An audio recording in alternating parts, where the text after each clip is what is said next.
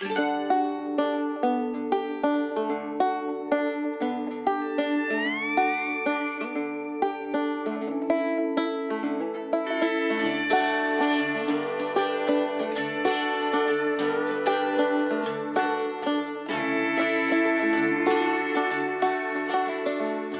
to Ag on Wheels. Today, we find ourselves in the Rio Grande Valley with someone very special, Jackson Wallace, who probably grows one of your favorite snacks for Frito-Lay, which is potato chips. Hey, Jackson. Hey, Michelle. So potatoes are not the only thing you grow. You all actually are a very diverse farm, and I'm interested to learn about it. So will you take me around and show me? Absolutely, let's go. Okay, do you have potato chips I can snack on while we walk around? We have some in the office. Okay, let's go. Okay.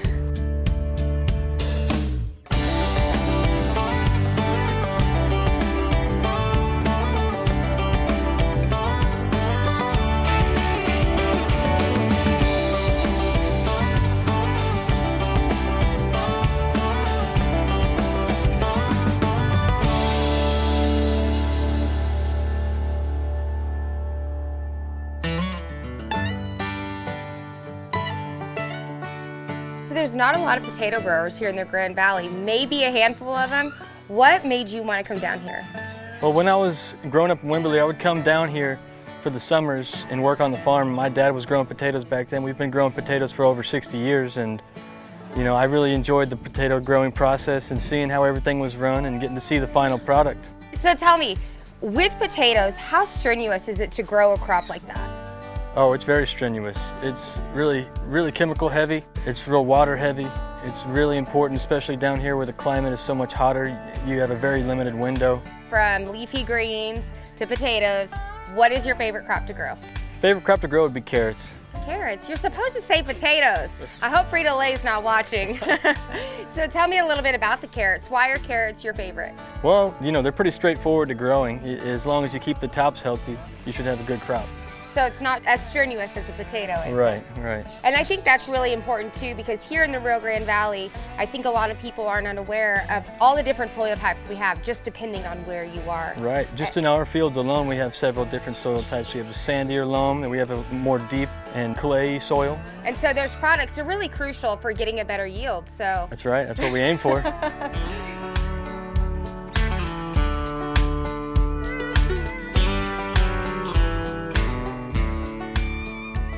Since carrots are your favorite crop to grow, naturally here we are in a carrot field. That's right. So tell us a little bit about carrots. How long does it take from when you plant until harvest? Typically it takes about 120 to 180 days depending on the size of the carrot you're looking for. Right here we're in a slicer field, so they're a little bit smaller. We can take them out a little bit quicker. Then we have jumbos for Campbell's Soup and Pig Sweet that take a little bit longer. We've harvested some that are as old as 200 days old. 200 days old. So when you say spliced carrots, are those the ones we find in the store, the fresh carrots? They're the thinner carrots, yeah, about 1.25 inches in diameter, and that's the maximum. I personally think any crop is hard to grow, and I have utmost respect for farmers. What is your biggest challenge here with carrots? Well, weed control is a big concern we always have, and you know, mitigating the weevil is also another one. So what do you do to take care of the weeds and the insects? Well, pre-emergence we use Caparol. It's a Syngenta product, and it really helps with mitigating the weed, and it takes care of some weevils. You don't want to have that in your food. No, I definitely don't want to be eating bugs or weeds. And I also think too, it helps with the health of the crop, because you can't harvest or grow a crop when there's weeds everywhere. That's right. And bugs for that matter. I don't want that protein, do you? No. I always say in my episodes that it takes faith and family to farm, really to be in agriculture. What is one of your biggest memories or most impactful memories that you've had with your family on the farm? Wow, the most impactful memories I've had, I've had a few that stick with me that aren't great. You know, I was in 8th grade and I was driving a tractor. This is before we had cabs. I was driving a disc in a sunflower field, and I high-centered that tractor and broke the drive shaft, and my dad was not happy about it. You know what? Thank goodness you said that, because I'm an awful driver and now I don't feel so bad. Everyone knows it. Everyone knows I'm a bad driver. Jackson, your dad is really a staple when it comes to valley agriculture here. Such a hardworking man. What is one valuable lesson that he's taught you? To trust in the Lord and do your best. You have to. That's right. Because we all know Mother Nature likes to play games with us, doesn't she? You're at the mercy of Mother Nature when you're out here. That's right. Farming takes a special breed. You know, it's strenuous, it's hard, it's emotional. What is one thing that gets you up out of bed every day? There's never a shortage of problems to be solved. And you know, it's always, farming is about reacting and putting out fires. You've always got something to do. And there are a lot of mini victories throughout the day. And I cherish those little mini victories.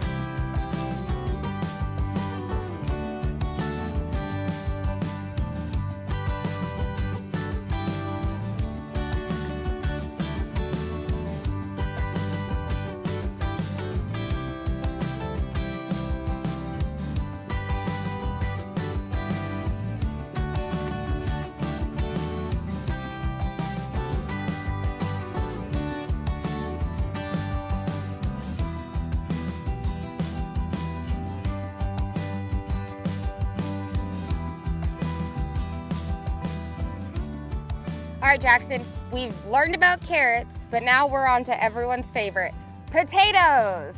Yep. Tell me a little bit about how do you plant potatoes? Is it transplanted? Is it direct seed? So we get the potato seed from Frito-Lay. They have their own varieties that they grow and it's separate, and then they ship it to us. And then we cut that into a desired seed piece, which we're aiming for about a 2.3 ounce seed piece on average. And we treat that with Maxim. It's a seed treatment, a powder seed treatment. And then we load that up into the planter, and we use Elatus in the furrow as a seed treatment as well. And what is the purpose of treating the seed before it goes into the ground? It helps it gets, you know, sprouted, and it protects it from any pests, and it kind of from any rotting as well. Well, we know here in the valley we have a lot of insects, probably more than I care to name. So what is one common insect that you find here with the potatoes?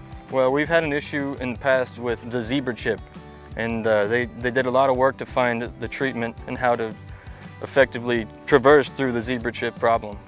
So whenever these potatoes, when y'all receive them, and you said they're sliced, are they cut into halves or quarters? Does it matter? It does matter, and depending on the size of the potato. So if it's a real big potato, we'd like to cut it a couple times to get it to the desired seed piece. But if it's smaller, it'll just drop all the way down to the bottom. And our seed cutter has levels, and if it's on the top level, it'll get cut twice. If it's in the middle level, it'll get cut once. And if it's dropped all the way to the bottom, it won't get cut at all.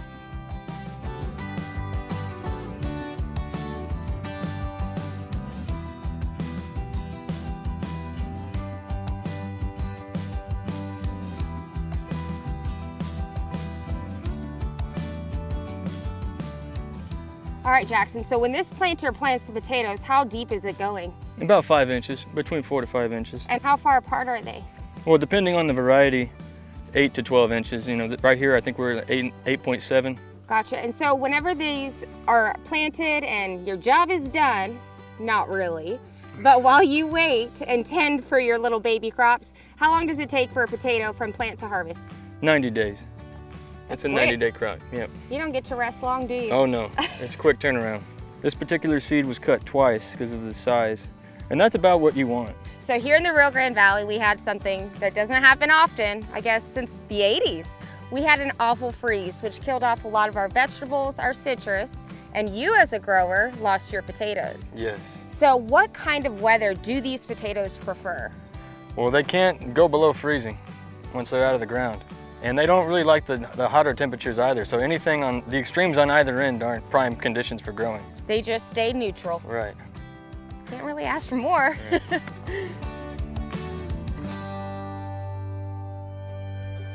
Jackson, thank you so much for having us out here and showing us a little bit about the carrots and potatoes.